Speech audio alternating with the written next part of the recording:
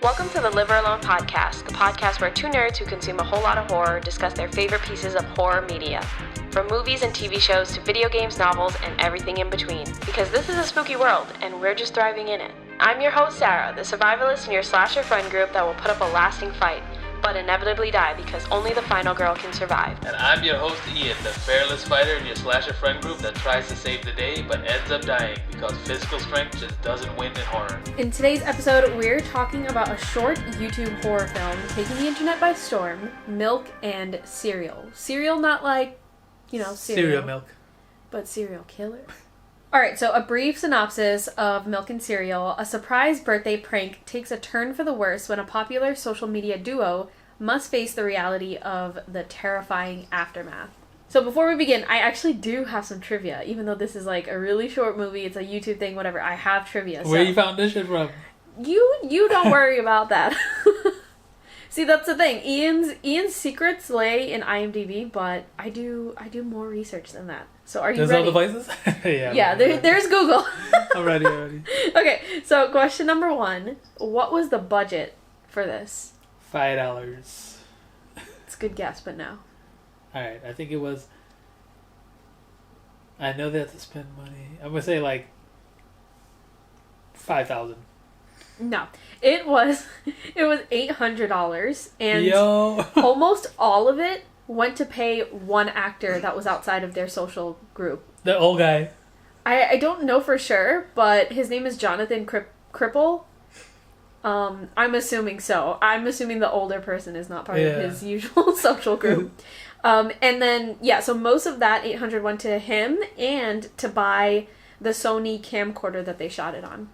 Which, Curry Barker also said that all of the money was basically like reimbursed, if that's the right word, because of YouTube ads. It ended up paying out that $800. Yeah, that's cool. Okay, question number 2: true or false? Milk and Cereal almost got picked up by a distributor. True.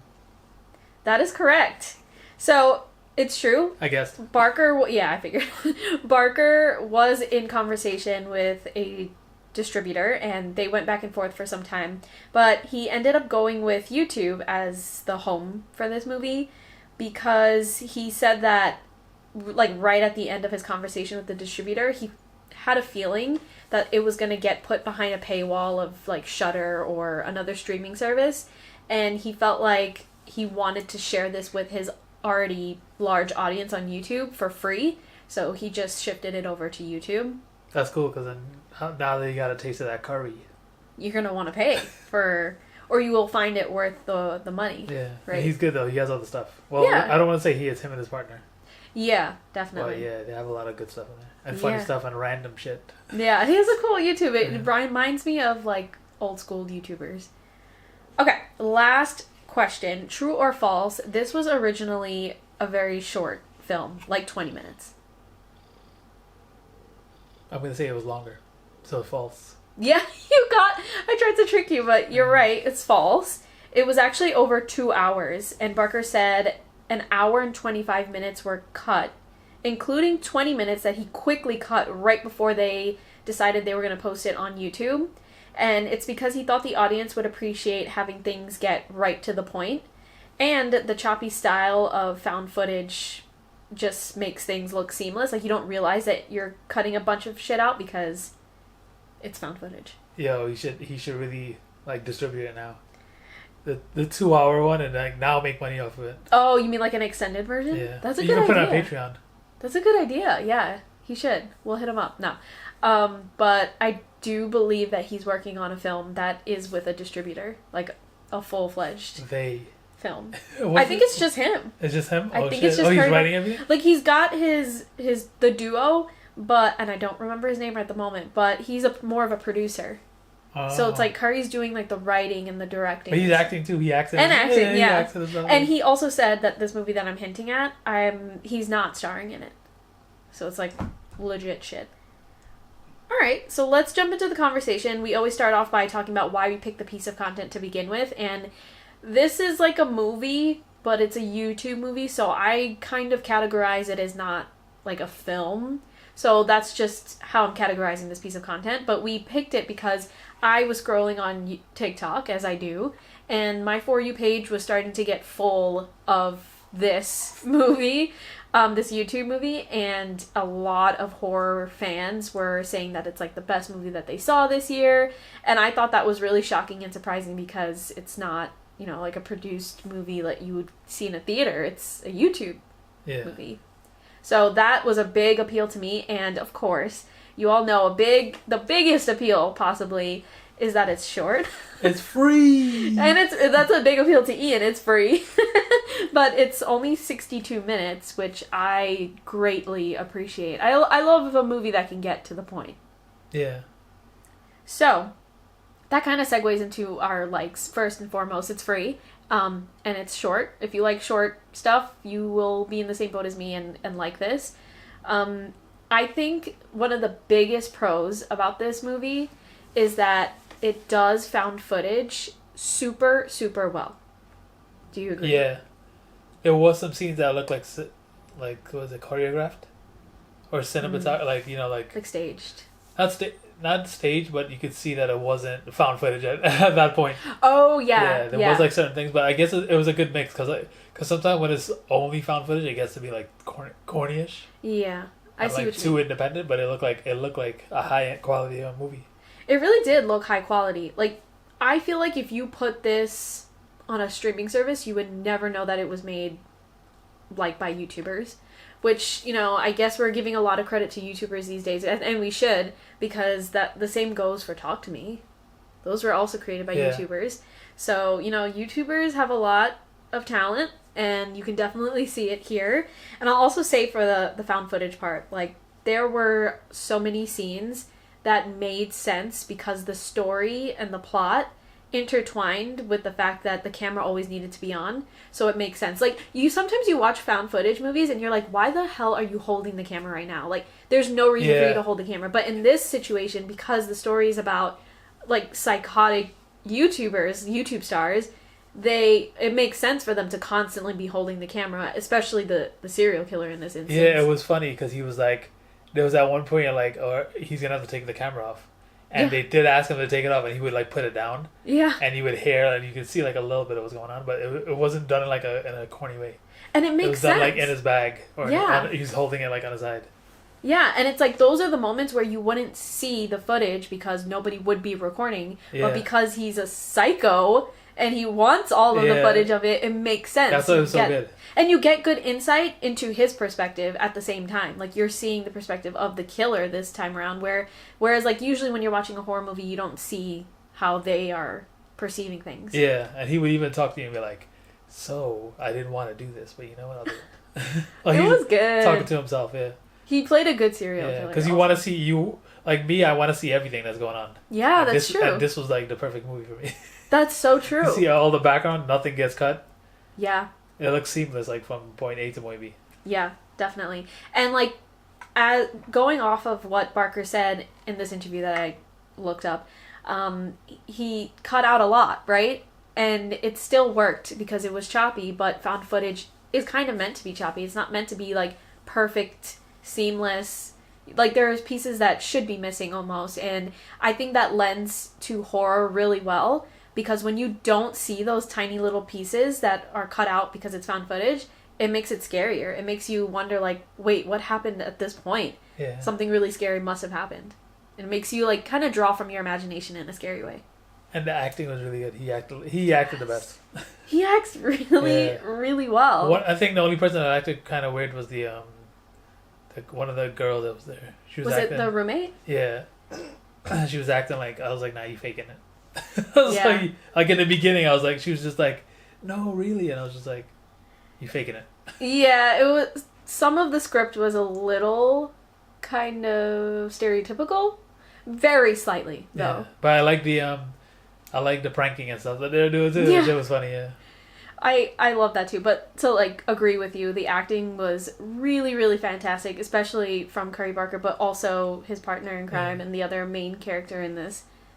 I'm really impressed because they aren't actors, right? Like, that's not their main profession. Their main profession is creating these films, but they do well. Yeah. It's crazy. And their friend group is talented too. Yeah. And this is like one person. That was one or two people was like.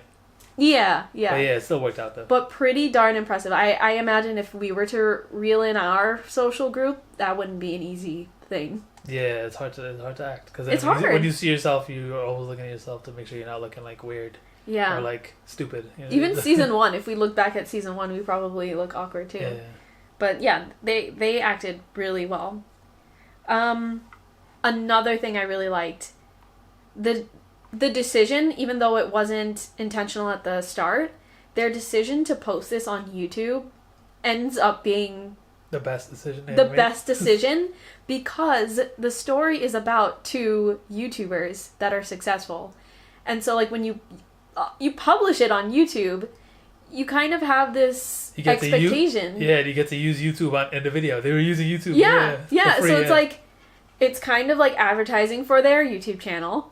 And also, it's so close to YouTube that you feel really immersed in the experience, into the spooky experience, because you're watching it on... It's almost like that movie with Joe... What's his name? Joe Carey. Joe Carey. And he's live streaming and he's killing people, or he's live streaming and witnessing other people. But you know it's a movie, yeah. But you know it's a movie, but so you don't feel as immersed. But because it's uploaded on YouTube, you feel like it almost is real. It did feel like, it felt like a real fucking, not like reality TV, but it felt like a real ass shit you're watching. Yeah. But somebody just posted the shit on YouTube. Yeah, which is another great example of found footage done right. I remember watching the Paranormal Activity movies for the first time and constantly second guessing that first movie, like, is this real? Because they did that so well and they had like a real marketing campaign that worked well with the website and all of that stuff. And this is very much like that too. So I feel like, and I'm gonna be like really ambitious by saying it, but I feel like this is gonna go down in history for the horror lovers as like a really, really strong example in that subgenre of horror. You mean like Smile? I mean, yeah. Like oh, Smile, yeah. Where they're doing like... Smile is a fantastic people movie. smiling and they're paying them. Yeah. It just adds. It adds and adds. And I love that. I love when they do it in that way with horror to a point where it just freaks you out in real life. Yeah, you're like, because then now real? it's out of the movie. It's out of the screen. It becomes another experience, which makes it fun. Okay. The last thing I wanted to mention in terms of likes, it was genuinely scary. Yeah. A lot of that is due to Curry Barker and his performance being a really great creepy ass serial killer. Yeah. The mask. Yeah, the mask was fucking funny because he was smiling. Oh yeah. He picked the perfect, like they picked the perfect shit, and it was like 99-cent shit. Yeah. Like they went to fucking Party City and they're like, this mask is fucking creepy. It was creepy. Sometimes it's the simple masks that are the creepiest because the person behind it is creepier. And he got that face that when he acts scary, it's like, oh shit, I'm kind of scared. He was mad funny when he was doing he would be like on the camera, recording himself, and then his friend is coming, and then he would just like switch, like, yeah, he's like, yeah, it's okay, don't worry, and then he's looking at the camera, he's smiling. Yeah, the smiling. It wasn't even like stupid at all. It wasn't. Yeah. It was like you believed him that he's a fucking psycho motherfucker. It was a little too legit. It was too good. I was laughing at points. So I was like, what the fuck? It kind of, like, after going to his YouTube channel after this, it's like, okay, I can see the humor now, because he does funny content too. So now looking back at it, I would probably laugh. Yeah. Because I would say, I mean, you could put this shit on anytime and just like... Yeah.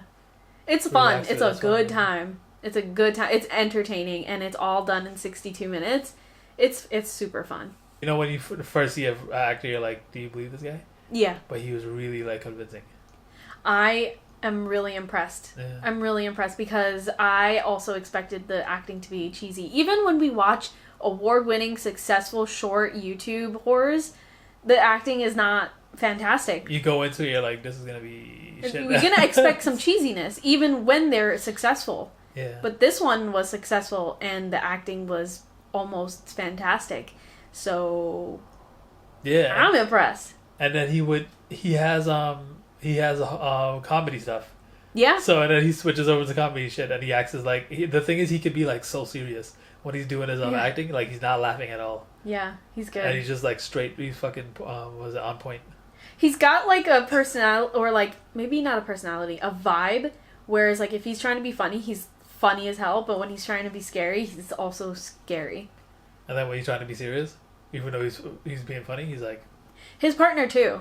Like, we should give a lot of credit to his partner, because it's not just him that did this movie. Like, it's really a lot on his partner as well.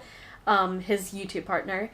And we saw other videos with him. So, and his performance was great, too. What's the channel called? That's a Bad Idea. Yeah, it's called That's a Bad Idea. So it's isn't it like ironic? I know, yeah. They're clever. They're clever. I'm glad that he's got like a new movie coming out. Go and see this shit at your house. At your local house. At your local home. Your local phone. That has access to www.youtube.com. Okay, alright, so we are going to end things off here. We really, really recommend, if not like any of the other things that we talked about this season, to watch this one. One, it's free, and two, it's pretty impressive. But we have a question for the audience, so as you're listening to us right now, you can head over to our Instagram at LiverAlonePod, and we do weekly prompts that coincide with the episode. So the question for this week is, what is your favorite found footage horror? Rapid fire. No explanations. What's yours? Mine? I would say Blair Witch. Same. It's a classic. But you know what really hit my balls? Creep. Oh shoot! Yeah, Creep was a good one. Creep was like, oh yeah. Man, we gotta do episodes. We gotta do episode Creep. Yeah, Creep. Okay. You let us know. Once again, it's at LiverAlonePod on Instagram. We're also on TikTok and of course YouTube. We have uncut episodes there. But thank you so much for listening to today's episode. If you liked today's episode and you want to hear more from us, do us a favor and follow us on those socials that I just talked about. But tune in next Wednesday because it'll be our last episode before our season finale. I cannot believe we're approaching Halloween. We're approaching the quote-unquote end of spooky season. No such thing. But for now, we'll see you in the kitchen with a knife.